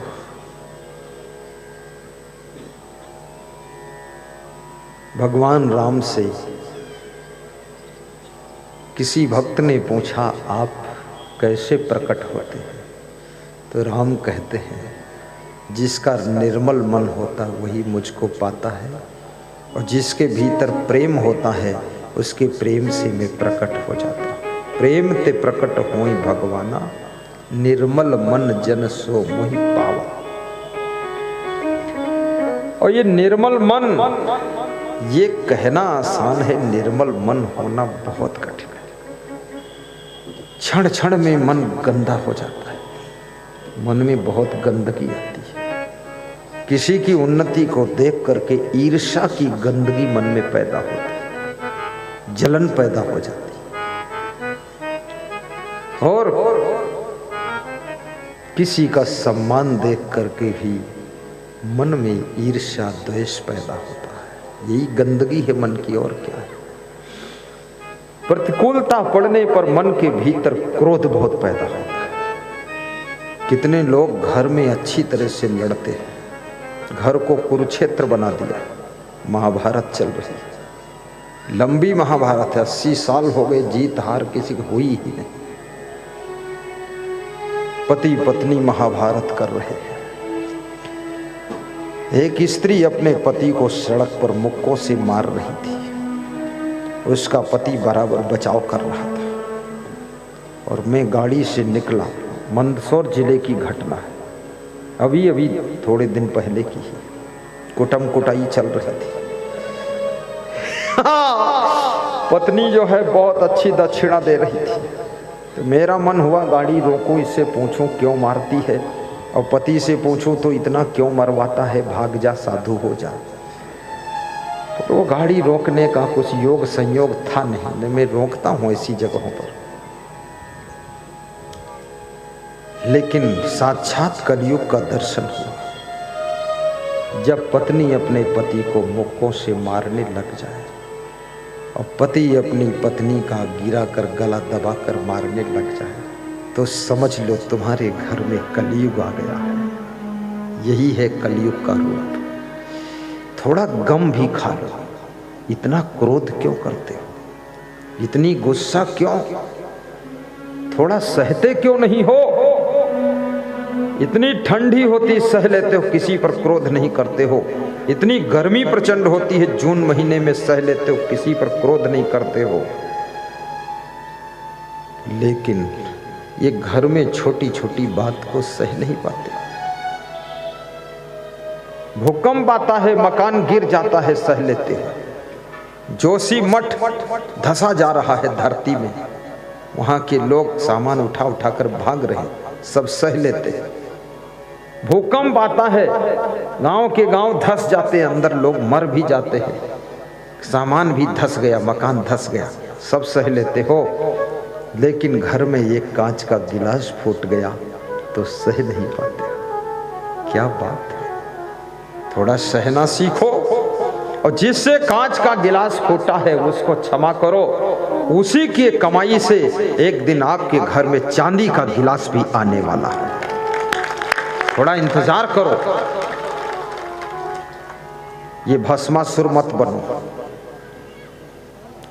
जहां अधिक क्रोध आता है वहां पर लक्ष्मी रूठ कर चली जाती है, दरिद्र आकर बैठता है।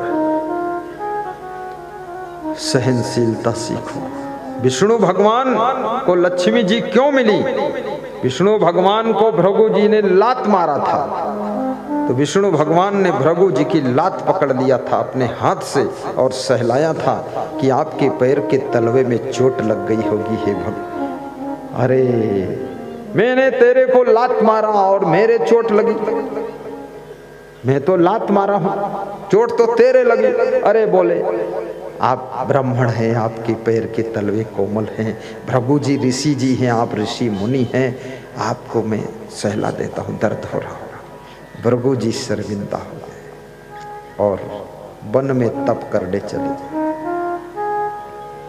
लेकिन विष्णु भगवान ने लात सह लिया तो उनकी बात बन गई और लक्ष्मी जी विष्णु भगवान को मिल गई।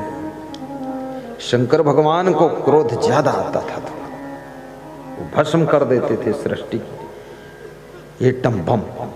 इसलिए उनके सामने गाते हैं बम बम भोले। तो शंकर भगवान को लक्ष्मी जी नहीं मिली, उनको पार्वती मिली। पार्वती ने ही उनको पार लगाया, लेकिन विष्णु भगवान में सहनशीलता थी, इसलिए उनको लक्ष्मी जी मिली। अगर चाहे तो मुझे लक्ष्मी मिले तो सहनशीलता बढ़ाइए, गम खाना सीखिए। सीता जैसी पत्नी चाहते हो और रावण जैसे आचरण करते हो, कभी सीता नहीं मिलेगी। सीता के चक्कर में सर भी कट जाएगा तुम्हारा। सीता जैसी पत्नी चाहते हो तो राम जैसे आचरण बनाओ, तो सीता तुम्हारा जनकपुर में इंतजार कर रही है, तुम राम तो बनो।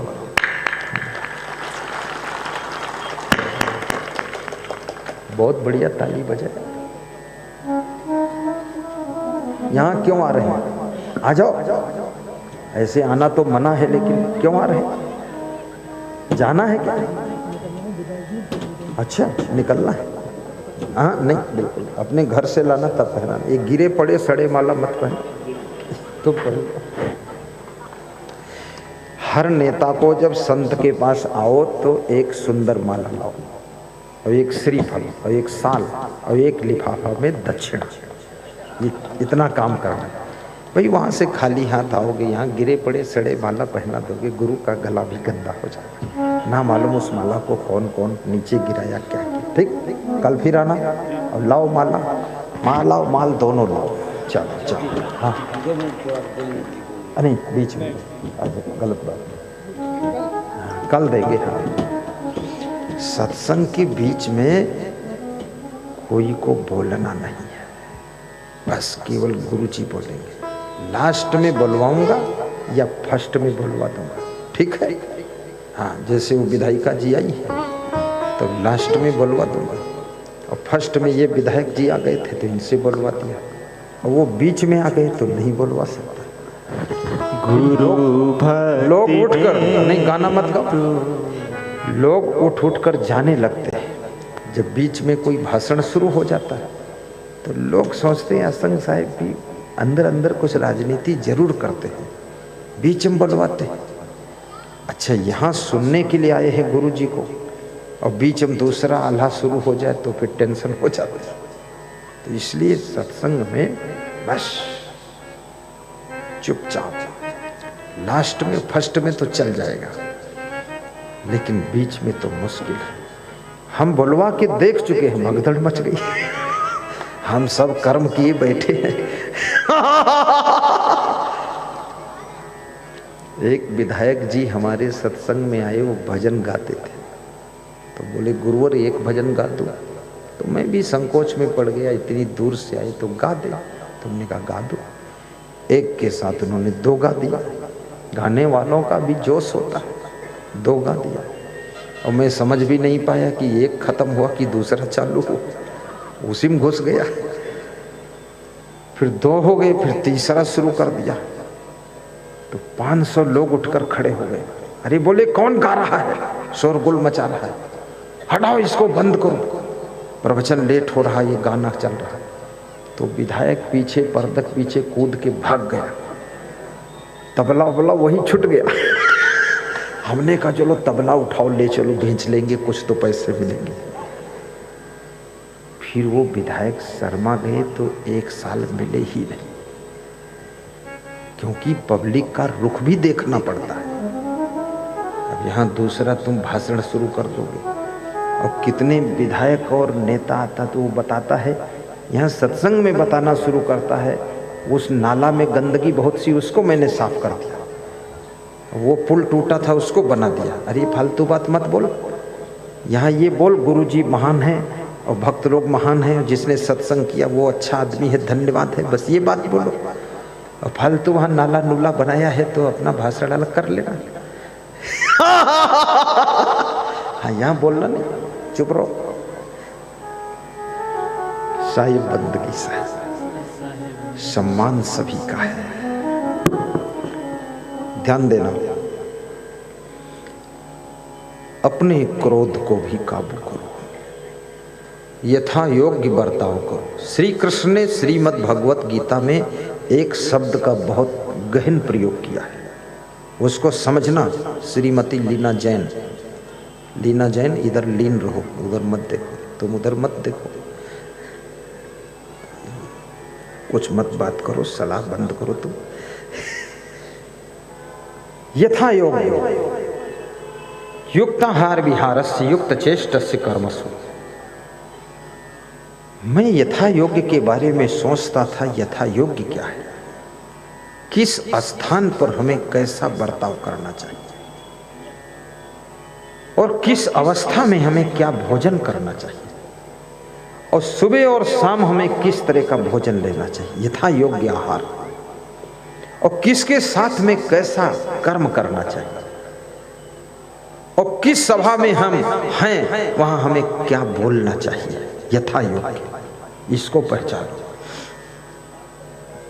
और जो यथा योग्य को समझ गया, ससुराल गए हो वहां भी यथा योग्य बोलिए और यथा योग्य बैठिए। विधानसभा में हो वहां की यथा योग्यता कुछ अलग है, मर्यादा में रहिए वहां। और किसी संत के आश्रम में गए हो वहां यथा योग्य बर्ताव कीजिए। और जिसने यथा योग्य की परिभाषा को पढ़ लिया, याद रखना वो कभी भी कहीं भी किसी भी उम्र में फेल नहीं होता है। जहां जाता है वहां सम्मान ही सम्मान पाता है। इसलिए यथा योग्य को समझो। और बहुत बड़ी बात है, अपने क्रोध के भी परिणाम को देखिए क्या होगा, लोभ के परिणाम को देखिए क्या होगा। अपना क्रोध, अपना लोभ, इसको भी कंट्रोल कीजिए। काम वासना के परिणाम को भी सोच लीजिए। कितने लोग काम वासना में अधिक फंस गए, सब बिजनेस भी बर्बाद हो गया, जिंदगी बर्बाद हो गई, स्वास्थ्य बर्बाद हो गया, इज्जत बर्बाद हो गई और राजनीति भी बर्बाद हो गई। नामालूम कहां से कहां पहुंच गए। इसलिए अपनी काम वासना को भी कंट्रोल रखो, अहंकार को भी कंट्रोल रखो, आपका जीवन मंगलमय होगा। आइए, जो प्रसंग था, मजदूर खेत में काम कर रहे, धान रोपा लगा रहे, इधर उनके थैले, उनकी गठरियां रखी हुई। शिष्य उनकी गठरियों को देखता है और कहता है गुरु से कि इसमें से कुछ सामान निकाल लो गुरु जी, कोई देखता तो नहीं। गुरु ने कहा निकालना नहीं, इसमें 100-100 रुपये रख दो, ये गरीबों के थैले, और पेड़ के ऊपर चढ़कर बैठ जाओ, फिर देखो क्या होता है। 100-100 रुपये हर थैले में रख दिया, पेड़ पर चढ़कर गुरु शिष्य बैठ गए। जब शाम को मजदूर खेत में काम करके वापस लौटे तो उन्होंने थैला देखा तो थैले में 100-100 के नए नोट रखे थे। मजदूरों ने कहा यही तो भगवत कृपा है। आज खेत मालिक ने वेतन नहीं दिया, मजदूरी नहीं दिया, बोला कल दूंगा, घर में सब्जी नहीं थी, लेकिन भगवान हमारे थैले में 100-100 रुपये रख के चला गया है। तो गुरु ने इशारा दिया अपने शिष्य को, देख जब शुभ कार्य करते हो, परोपकार का कार्य करते हो, तब तुमको भगवान की पदवी मिलती है। और भगवान स्वयं कार्य नहीं करता है, आपका चुनाव करता है। जिसका चुनाव करता है उसके हाथ से भगवत कार्य कराता है। तो आपका सौभाग्य जागृत हो कि आपके हाथों से भी परोपकार के भगवत कार्य हो और आपके घर घर में मंगलमय वातावरण हो, आपको सुख शांति मिले, आपका कल्याण हो, आपका क्रोध भी ठंडा हो, आपकी सहनशीलता बढ़े और बड़भागी पुत्र बने। कबीर कहते हैं वो बड़भागी है। गुर सेवा जन बंदगी सत्संगत बैराग, ये चारों जब ही मिले तब जानो बड़भाग। जब गुरु की सेवा मिल जाए, सत्संग मिल जाए, वैराग्य अंदर आ जाए और जन जन की सेवा करने का भाव जागृत हो जाए, उस व्यक्ति से बड़ा कोई भाग्यशाली नहीं है, ऐसा कबीर साहब कहते हैं। जन सेवक बनो, गुरु सेवक बनो, राष्ट्र के सेवक बनो, देश के सेवक बनो, कुटुंब के सेवक बनो, माता पिता के सेवक बनो और संतों के भी सेवक बनो। सेवक बनने में जो सुख है, हनुमान जी सेवक ही तो बने थे, आज उनका कितना यश फैला हुआ है। सेवा समझकर करिए। यदि राजनीति करने का अवसर मिल जाए तो राष्ट्र की सेवा समझकर कीजिए। यदि चिकित्सा क्षेत्र में डॉक्टर बनने का अवसर मिल जाए तो मरीजों को देवता समझकर सेवा कीजिए कि ये मुझे सौभाग्य मिला है दुख दर्द दूर करने का, मैं प्रेम से दुख दर्द दूर करूंगा, मेरी पूजा यही है। जब तुम्हारा कर्म पूजा बन जाता है तो कितना ही कर्म करो लेकिन बोझा नहीं लगता है। अपने कर्म को पूजा बनाइए, सुंदर स्वभाव बनाइए, परस्पर प्रेम से रहिए, मिलजुल करके कार्य कीजिए। और सुनो जननी सोई सुत बड़भागी, जो पितु मातु वचन अनुरागी। वो पुत्र बड़भागी है जो माता पिता की वचन आज्ञा को मान करके गलत रास्ते पर नहीं जाता है, और वह पुत्र अहोभागी है जो कि गुरु के चरणों में रह करके और गुरु के ज्ञान को सुनकर उनके मार्ग पर चलता है, अपने जीवन को धन्य बनाता है।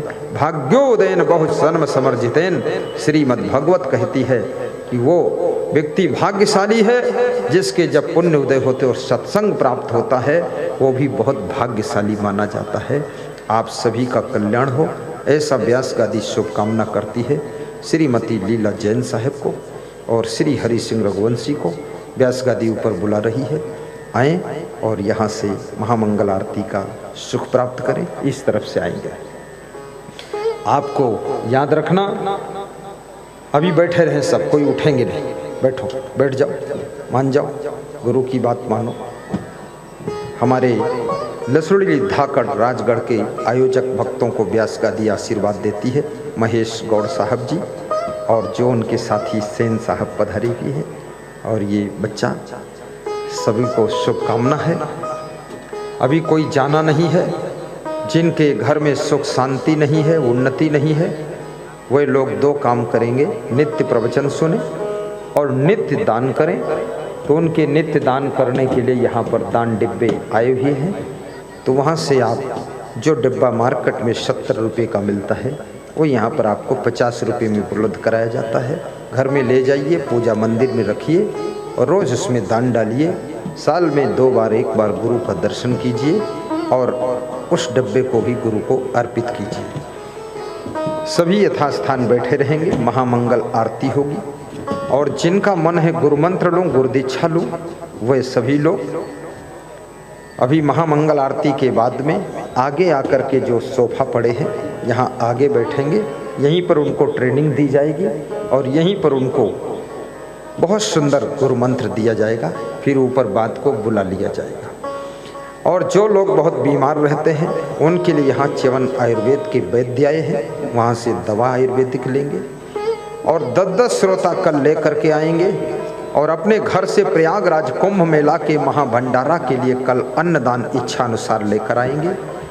और जो लोग व्यक्तिगत दर्शन करना चाहेंगे, वह लोग जहाँ पर मैं बागरोद में ठहरा हूँ, कौन गांव है बागरोद में जहाँ ठहरा, पटेल का घर है, बुढ़ी बागरोद में पटेल जी के पावन घर में शाम को 5:30 बजे और सुबह 12 बजे वहाँ दर्शन होंगे। और जो लोग गुरु जी के आश्रम आना चाहते हैं, वे दीपावली के समय, दीपावली बीतने के बाद, दीपावली के 2 दिन बाद आएंगे। तो हम वहीं मिलेंगे नेपाल बॉर्डर आश्रम पर। और मुझे आपके यहाँ बहुत अच्छा लगा, मैं बहुत प्रसन्न हूँ। कल आप भी जल्दी आना, 12 बजे हम भी आएंगे और 12 बजे तुम भी आ जाना। बहुत अच्छा लगा। एक माला भक्त पहनाना चाहते हैं, दे दीजिए। ये डब्बा खोलेंगे तो गंदा बंद कर दो। धन्य हो, धन्य हो।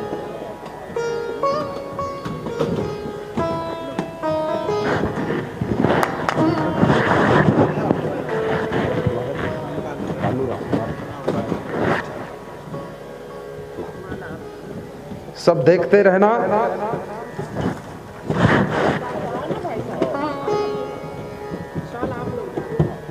जय हो, वाह, आशीर्वाद। देखो शाल लीना जैन जी लाई है और भाई साहब से डलवा रही है। क्या प्रेम है। और श्रीफल और ये लिफाफा भी लाई है। पूरा जो मैं बताया वो सब लाई। धन्य हो, महान हो।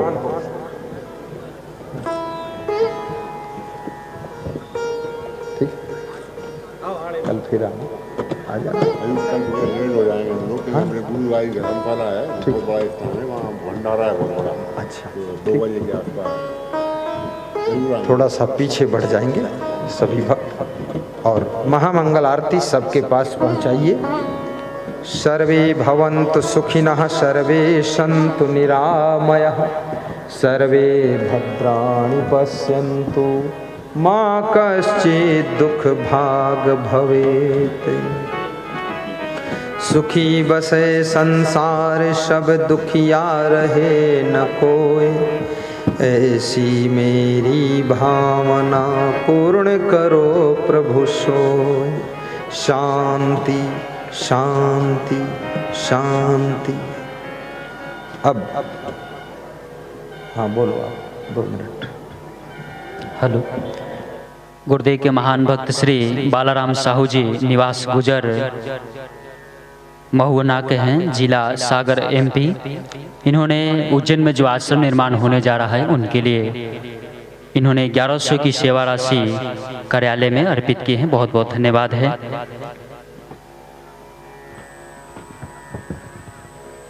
अब सभी माताएं बहन पुरुष बंधु यथासन आप सभी खड़े हो जाएं और परम पूज्य गुरुदेव जी का आप और हम सभी भाव श्रद्धा के साथ आरती का पुण्य लाभ प्राप्त करेंगे।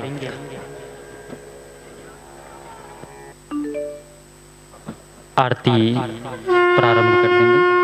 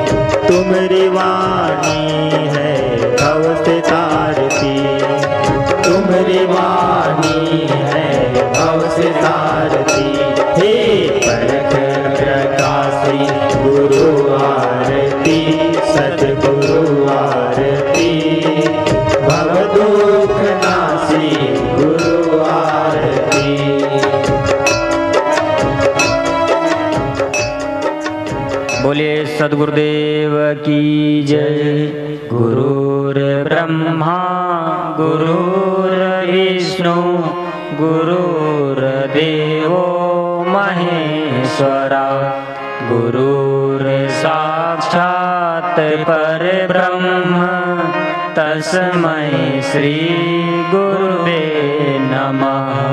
ध्यान मूलं गुरुर्मूर्ति पूजा मूलं गुरुपदं मंत्रमूलं गुरुर्वाक्यं मोक्षमूलं गुरुकृपा मोक्षमूलं गुरुकृपा।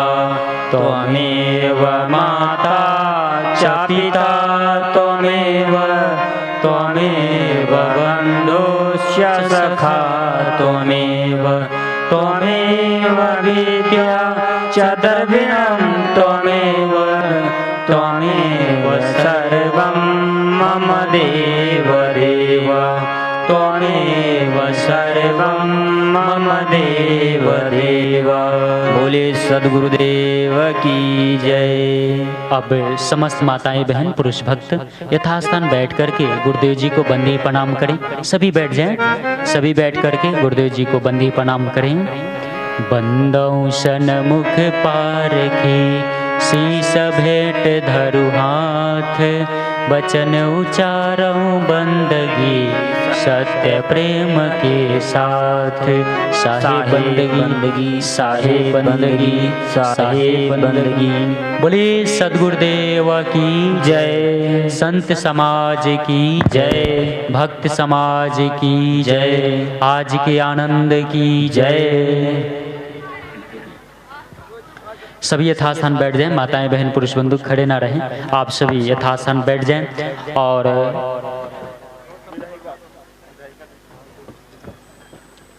इस क्षेत्र के लोकप्रिय विधायिका जी आप सभी को 2 मिनट संबोधित करेंगे। आप सभी यथास्थान बैठे रहें, इनके विचारों को आप सभी श्रवण करें। धन्यवाद।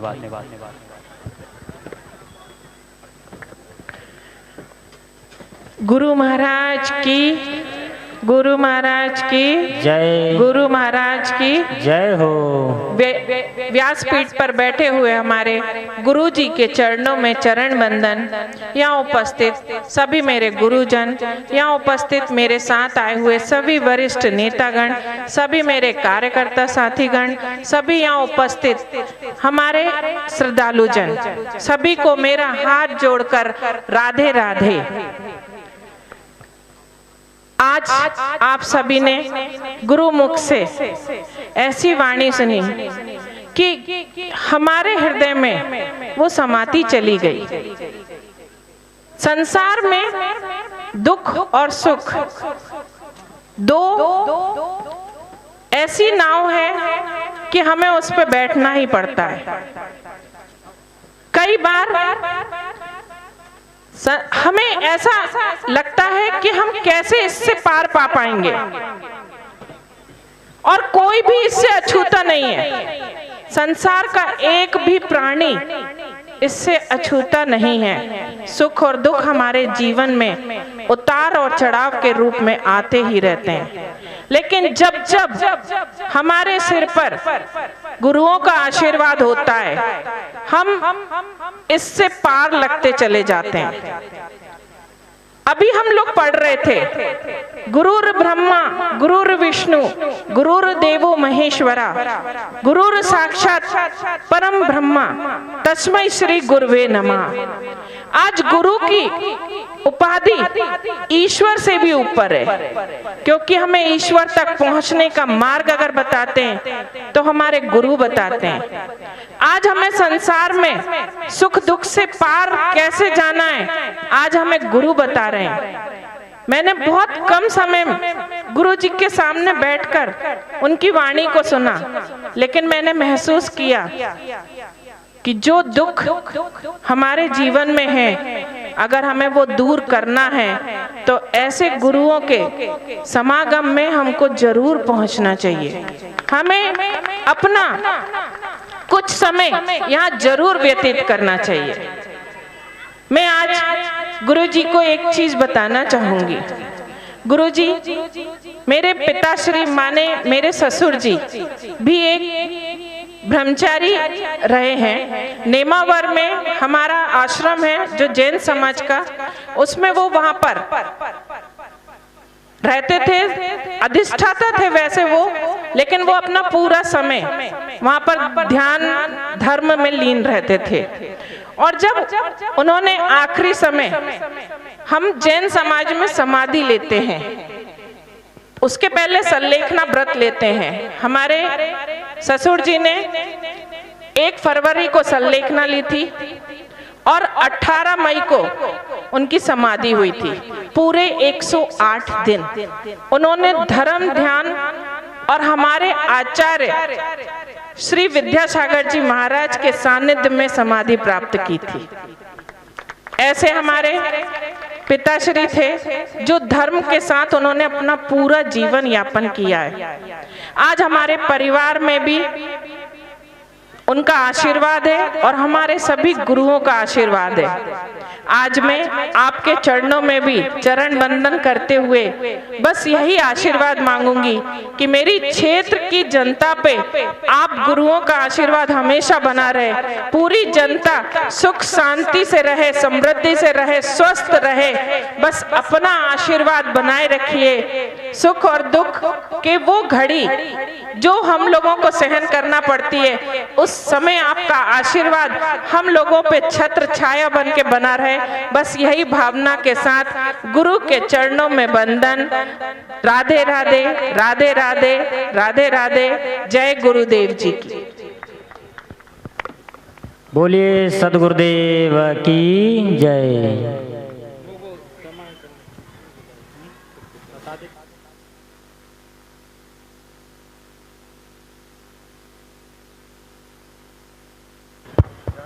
राघवेंद्र सरकार की, गुरु महाराज की जय हो। श्री गुरु महाराज के चरणों में बहुत बहुत वंदन नमन। महाराज जी, हम तो आपसे एक ही प्रार्थना करते हैं कि हमारे क्षेत्रवासियों पे, सभी भक्तगणों पे आपकी कृपा सदैव बनी रहे और बार बार आपका हमारे चित्त में आगमन होता रहे, ऐसी हम सब लोग उम्मीद करते हैं। इसी आशा विश्वास के साथ बहुत बहुत धन्यवाद।